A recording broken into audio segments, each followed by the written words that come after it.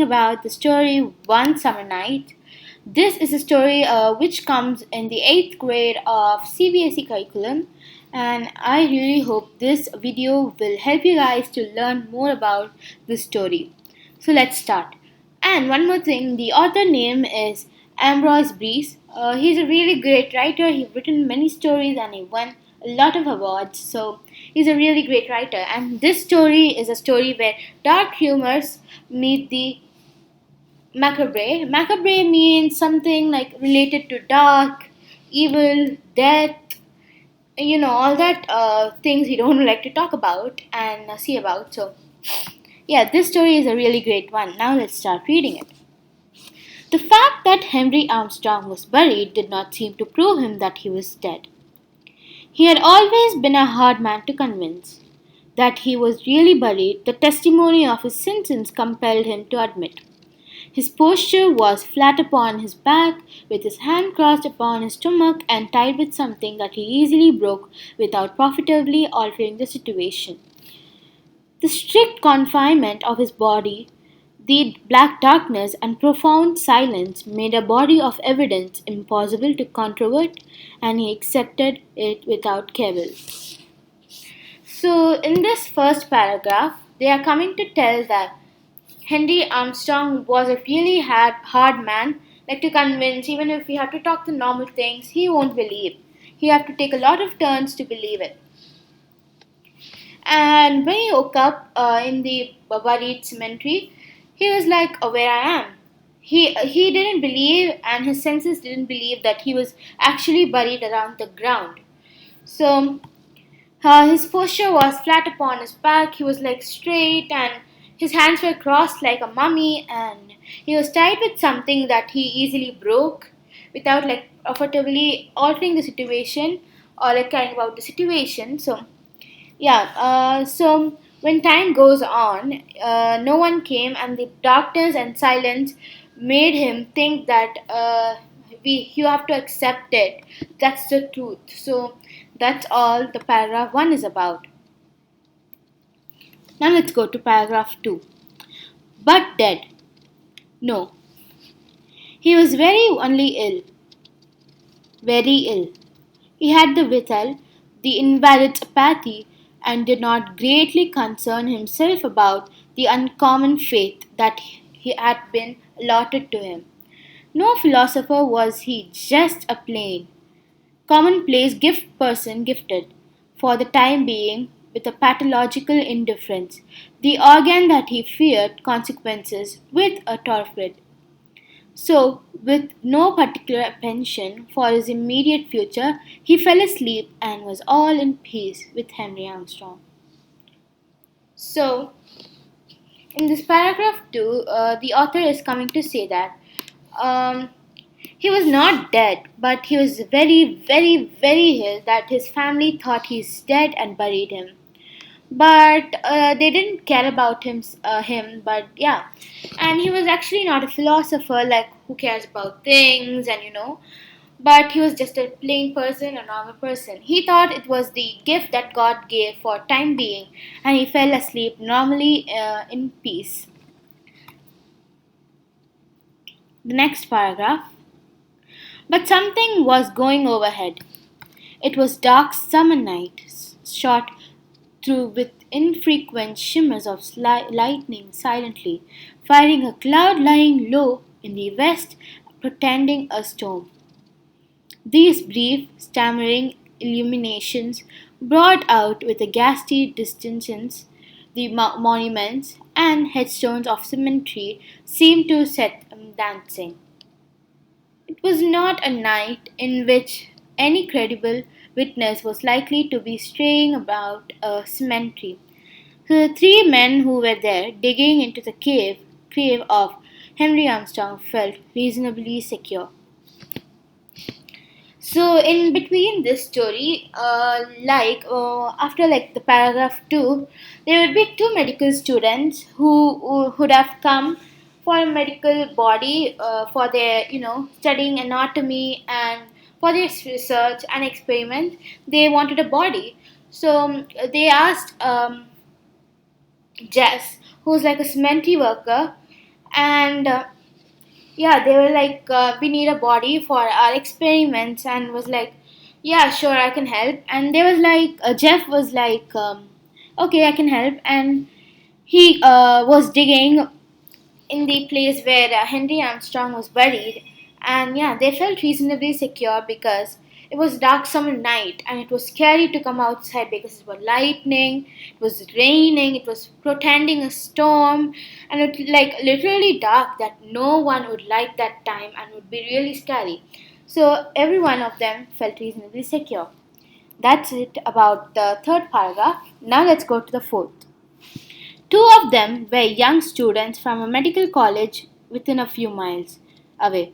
The third was a gigantic Negro known as Jess. For many years, Jess has been working about cemetery as a man of all work, and it was his favorite pleasantry that he knew every soul in the place. From the nature of what he is doing now, it is inferable that the place was not so populous as its registers may have shown it to be. So, in this fourth paragraph, they are explaining more about Jess and the young students from a medical college, which I already told. And the only thing Jess was in the worked in the cemetery is because every soul in the place. That's the motto that it thought he would work there. Now let's go to the fifth and sixth paragraph. Outside the wall, at the part of the grounds farthest from the public road, were a horse and a light wagon waiting. So the house just bought a horse and a light wagon to carry the dead man for the body, which both was waiting outside farthest from the public road. Okay, now coming to the sixth paragraph. The work of excavation was not difficult. The earth in which the grave had been loosely filled with a house before offered little resistance as was and was soon thrown out. Removal of the casket from its box was less easy, but it was taken out for a perquisite of Jess, who carefully unscrewed the cover and laid it aside, exposing the body in a black trouser and white shirt. At the instant of the air spraying to a flame, a crackling shock of thunder shook the stunned world. Henry Armstrong tranquilly sat up. With inarticulate cries, the men fled in terror, each in a different direction. For nothing on earth could two of them have been pursued to return, but Jess was of another breed. So, in the sixth paragraph, they are coming to say that they were digging, but opening the casket was not a easy job. And after they did a lot of work, they used tools to remove it. After it was removed, a big thunder shook the earth. Like, not the earth, like that place where the casket was open. It was a big coincidence. So, yeah, they both were scared as Henry Armstrong sat up tranquilly. Like Henry Armstrong, like after the casket was open, he was like free and he woke up and sat like a normal person, you know. But Jess was of another breed because the two of the medical students ran away crying to their homes, but Jess stayed there and looked at Henry Armstrong for like I don't know some time. Now coming to the seventh paragraph. In the grey of the morning, the two students, pallid and haggard from anxiety and with the terror of their adventure still beating tumultuously in their bed, met up at a medical college.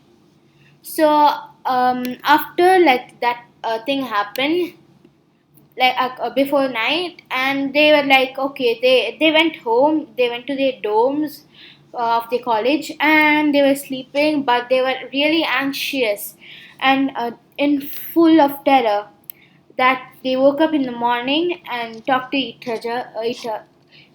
other like this. You saw it? Cried one. God, yes. What are we to do? Said another. So this is the eighth paragraph. So yeah, let's see. They went around the rear of the building where they saw a horse attached to a little wagon hitched up to a gate post near the door of a discussing room. So what happened was they went around the rear of the building, fully the college and stuff, where they were in shock to find out a little wagon hitched to a gate post near of the dissecting room. Dissecting room is like a normal room, where I don't know, yeah, but it's like a room. So when they entered their room, they were shocked to see that there was Jess. He rose grinning all eyes and teeth and said, I'm waiting for my pay. If I would have been in that thing, I would be really scared and, cried. That's what they both did. Stretched naked on a long table lay on the bed of Henry Armstrong, the head defiled with blood and clay from a bowl with spade.